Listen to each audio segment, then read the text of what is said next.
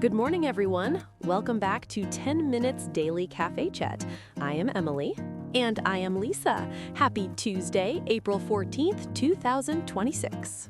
Lisa, can I tell you about my parking disaster yesterday? Oh no, what happened? I found the perfect spot downtown, but it was so tiny it took me 5 tries to parallel park.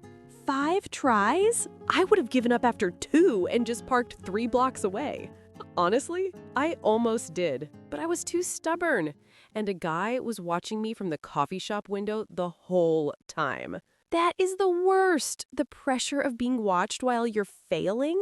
Exactly. Anyway, speaking of cars and adventures, we have a fun lineup today.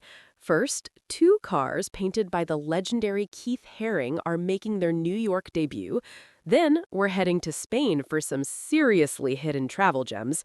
And we're wrapping up with a traffic nightmare that might ruin your trip to Coachella. Ooh, I love it. Art, travel, and chaos. My 3 favorite things. Now, if you're new here, welcome. Every day, we take real-world news and turn it into a casual cafe chat. Just 10 minutes of natural English listening, perfect for your commute or your morning coffee. So if you want to practice every day, hit that subscribe button. You really should. It is the easiest study habit ever. Today's keyword is canvas. Canvas, like the thing you paint on? Yes. But also way more than that. A canvas can be anything you use to express yourself. A wall, a car, even a whole desert. Okay, I like that. Like, this coffee mug could be my canvas if I doodled on it. So you know Keith Haring, right? The pop art legend known for all those colorful figures and bold lines.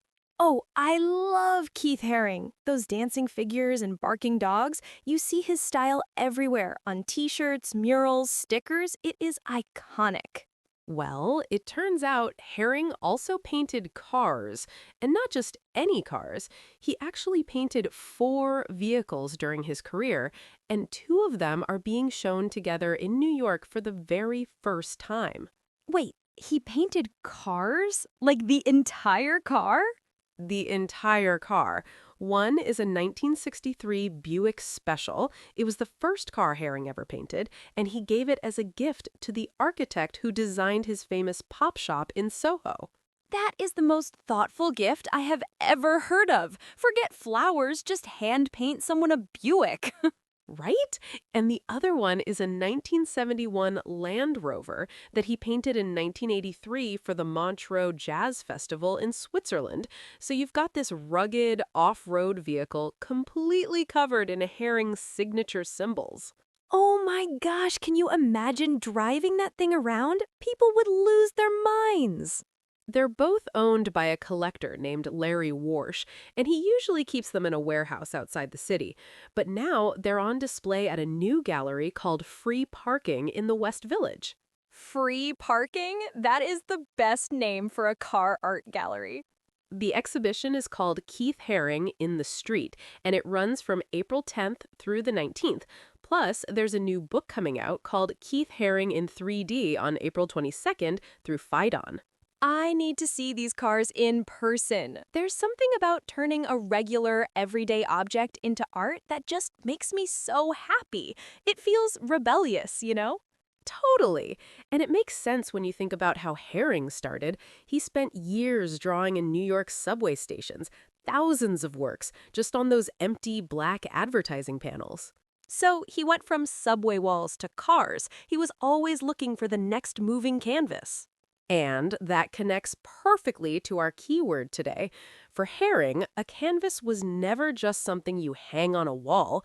It was anything that could carry his art out into the world. I kind of want to paint my laptop now. Just cover it in little doodles. All right. Our second story takes us across the ocean to Spain. The Guardian just published an article where readers shared their favorite hidden gems around the country, places most tourists never find. Oh, I am so into this. I went to Barcelona a couple of years ago and loved it, but I know I barely scratched the surface. Exactly. And these spots are the opposite of Barcelona. We're talking tiny medieval villages, secret wine regions, and landscapes that look like another planet. Another planet in Spain? Yes! One reader wrote about a place called Sierra Espuña in the Murcia region. It has these ancient Aleppo pine forests, and right nearby there's an area called Barrancos de Hebas. It is a lunar badlands landscape that formed from a seabed over 10 million years ago.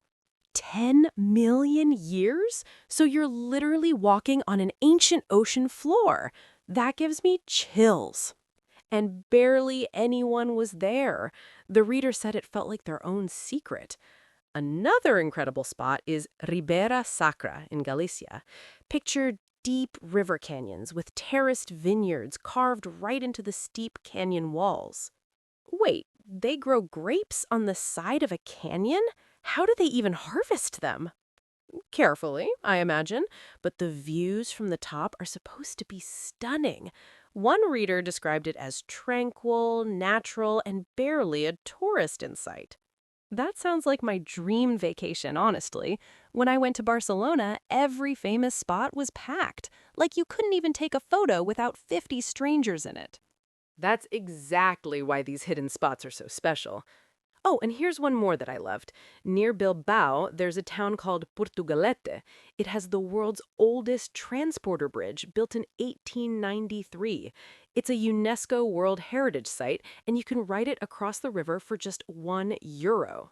€1 to ride a 130-year-old bridge? That's the kind of deal I live for. And then you walk around the bay to a charming little fishing village on the other side. Okay, I'm adding all of these to my list. Forget the tourist traps. Give me the places where you can actually hear yourself think. I'm with you on that. But speaking of travel and big crowds, is there more? There is. Our third story is about Coachella. The famous music festival is happening right now in Indio, California, and getting there has become a total nightmare. I have always wanted to go to Coachella. What is going on? Well, the festival runs 2 weekends, April 10th through 12th and April 17th through 19th. And this year, a massive highway construction project is happening at the same time.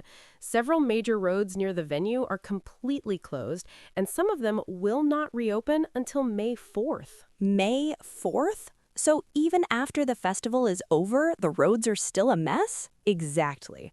One of the main streets, Avenue 50, is shut down between 2 major intersections for the entire month. On top of that, additional roads get closed every weekend during the festival, so basically every route in and out turns into a bottleneck. I mean, I get that road construction has to happen, but the timing is brutal. Could they really not have waited a few weeks? That is the big debate. The festival brings in hundreds of thousands of people over those 2 weekends, and about 40,000 of them get shuttled in by bus. Add everyone else driving from Los Angeles and the rest of Southern California, and you've got a recipe for gridlock. But here's what I don't understand. Is the festival itself actually worth sitting in traffic for hours?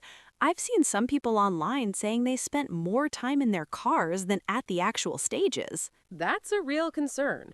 Organizers are telling people to use the I-10 freeway and exit at specific streets like Jefferson, Monroe, or Washington. They've set up designated rideshare zones too, one at Avenue 49 for Uber and another at Avenue 52 for taxis. So at least there's some kind of plan.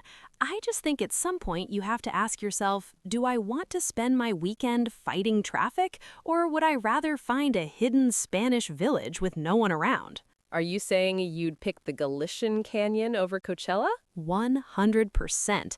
Give me a terraced vineyard and some peace and quiet over bumper-to-bumper traffic any day. Fair point. But you know, there is something special about Coachella too. All those people coming together in the desert to enjoy music and art. The desert itself becomes this massive canvas for creativity. Okay, I'll give you that. The desert canvas thing is pretty poetic. You know what connects all 3 stories today? People turning ordinary things into something extraordinary. You are so right. A regular old car becomes a Keith Haring masterpiece. A quiet corner of Spain becomes someone's favorite place on earth. A stretch of desert becomes the biggest music festival in the world. And that is exactly what our keyword canvas is all about. A canvas is not just something you buy at an art store. It is any blank space where you pour your creativity, your energy, your personality. I love that. Even this podcast is kind of our canvas, right? We start with a blank page every day and fill it with stories. That is a beautiful way to think about it. So remember, look around you. Your next canvas might be closer than you think. Maybe it's your kitchen wall, your journal, or your weekend road trip. Now, before we go, we always want to bring you stories you love. So we have a little question for you today. Which story caught your attention the most? A. Keith Haring's painted cars rolling into New York. B. The hidden gems of Spain that tourists never find. Or C. The Coachella traffic chaos. I'm going with B, the Spain story, no question. Those canyon vineyards and the badlands that look like the moon, I cannot stop thinking about it. I'm going with A. Something about a 1963 Buick covered in Keith Haring art just gets me. It's a time capsule on wheels. Ooh, a time capsule on wheels. I like that. So everyone, drop your answer in the comments. A, B, or C. Any language is totally fine, and even just an emoji works. If you enjoyed today's chat, please hit like, subscribe, and ring that notification bell so you never miss an episode. We're here every single day with fresh stories and new English to practice. Thanks for spending your morning with us, everyone. We'll see you tomorrow.